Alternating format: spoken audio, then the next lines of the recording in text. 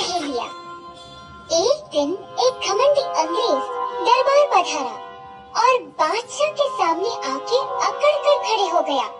जिन्हें देख सब चौंक गए और मुख्यमंत्री ने तुरंत उठकर कहा, क्या इन अंग्रेजों को पता नहीं? बादशाह को झुककर सलाम करना चाहिए। लगता है तमीज अपने घर भूल आए हैं। ये सुन अंग्रेज बोला, तुम हमें मत सिखाओ क्या करना है और क्या नहीं। हम बस उसी को झुक कर सलाम करते हैं जो हमें हमसे बेहतर लगता है। शुक्र मनाओ, हमारे यहाँ मेहमानों का सम्मान किया जाता है, वरना अब तक तुम्हें तुम्हारी इस बदतमीजी की सजा मिल चुकी होती। Your Majesty, आप अगर मुझे सजा देंगे तो हमारी महारानी क्वीन अंग्रेजिया को इस राज्य पर हमला करने की एक बहुत बड़ी वजह मिल जाएगी और उम्मीद है कि आप हमारी ताकतवर फौज जिनके पास आधुनिक हथियार है उनसे युद्ध करना नहीं चाहेंगे। हैं? ये युद्ध की धमकियाँ हमें मत देना। आ जाओ मैदान में, देखते हैं किसमें कितना है दम। हम उसी के लिए तो यहाँ आए हैं। क्या मतलब?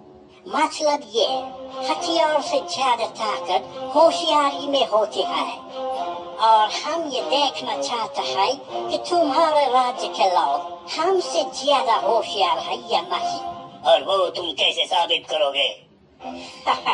ये बहुत आसान है, बस आपको मेरी दो पहेलियों को सुलझाना होगा बस। और अगर सुलझा दे तो? अगर तुमने हमारी पहेलियाँ सुलझा दी तो क्वीन अंग्रेजिया खुद आकर आपके हुनर को सलाम करेगी।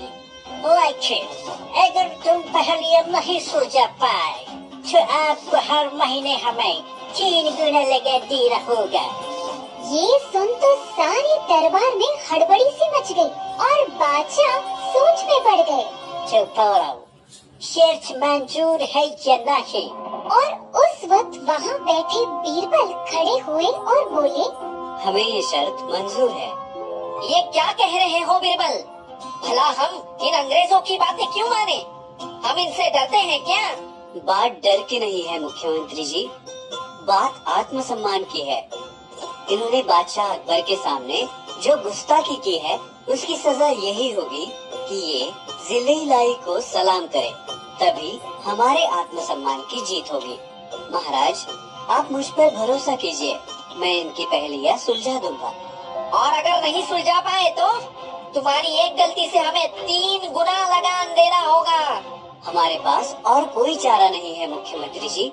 बादशाह, आप बस इजाजत दीजिए। इजाजत है। Very good। तो मेरी फर्स्ट पहेली ये है कि मैं हर जगह हूँ, लेकिन कोई मेरा सटीक स्थान नहीं बता सकता। मैं दुनिया के हर कोने में घूमता हूँ।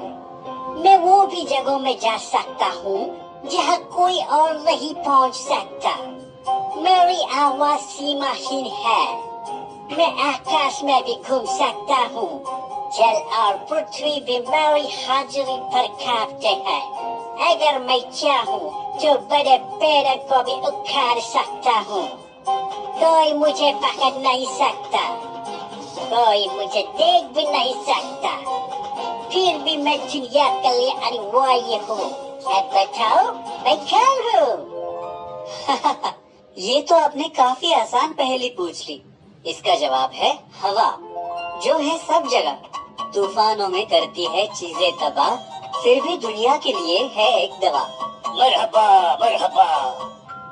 बीरबल का यूं तेज तर्रार जवाब सुन अंग्रेज समझ गया कि उसे चुनौती को और कठिन बनाना होगा और वो बोला, ठीक है, अब मुझे ये बताओ, मेरा राज सभी जगह है।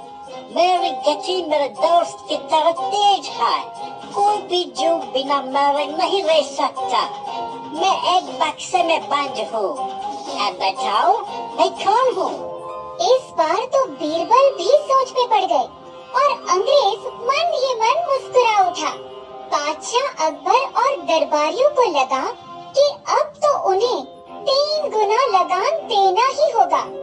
तभी शातिर मंत्री गुस्से से बोले, देखा, मैंने कहा था ना बादशाह अकबर, ये बिरबल एक दिन पूरा राज्य ले डूबेगा। इसके खोखले दिमाग ने हमारी नाक कटा दी है। हैं? बददिमाग, बददिमाग, बददिमाग, बददिमाग। शातिर मंत्री का ताना सुन बीरबल के चेहरे पर एक मुस्कुराहट आ गई, जिसे देख अंग्रेज चौंक गया। वाह मंत्री जी, क्या बात कही आपने। मेहमान महोदय, आपके पहले का जवाब है दिमाग, जो होता है हमारी खोपड़ी के बक्से में बंद, जिसकी काम करने की गति लगभग सबकी एक जैसी होती है और उसी के जरिए यहाँ कोई और राज करता है।